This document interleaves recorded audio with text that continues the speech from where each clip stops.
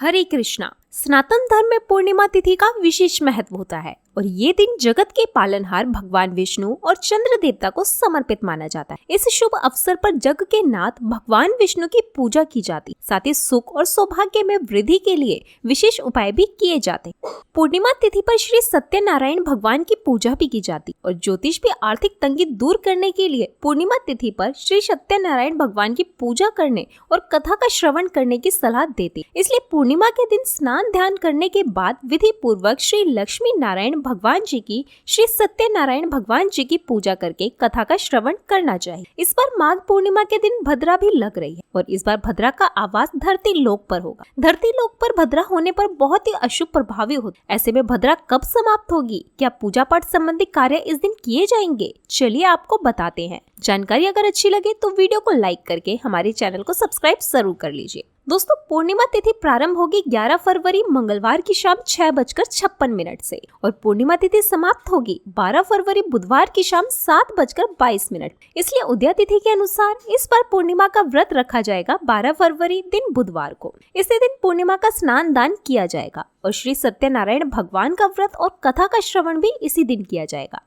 अब जानते हैं पूर्णिमा तिथि पर रहने वाले मुहूर्तों के बारे में। तो पूजा के शुभ मुहूर्त रहेंगे जिसमें प्रातःकाल पूजा का मुहूर्त सुबह 5:45 से 7:02 तक रहे। वहीं संध्याकाल की पूजा का मुहूर्त रहेगा शाम 6:09 से 7:26। इसके अलावा गोधूली मुहूर्त में दीप दान करना चाहिए, पूजा करनी चाहिए, गौशाला में दीप दान करना चाहिए। तो गोधूली मुहूर्त रहेगा शाम 6:07 से 6:32। चंद्रोदय होगा शाम 6:14 पर। इस समय के बाद से आप कभी भी चंद्र देवता को अर्घ देकर व्रत खोल सकते हैं। 12 फरवरी बुधवार को सूर्योदय होगा सुबह 7:05 पर, सूर्यास्त होगा शाम 6:17 पर। वहीं ब्रह्म मुहूर्त का समय इस दिन रहेगा सुबह 5:28 से 6:16 तक और इस बार शोभन और सौभाग्य योग का निर्माण भी इसी दिन हो रहा है, जो कि सर्वार्थ सिद्धि योग है और अपने आप में सारी कामनाओं को पूर्ण करने वाले या किसी भी शुभ काम को शुरू करने के लिए सबसे उत्तम मुहूर्त। तो अब सौभाग्य योग जो कि सुबह 8:07 तक रहेगा और बाद में शोभन योग सारा दिन रहने वाला है।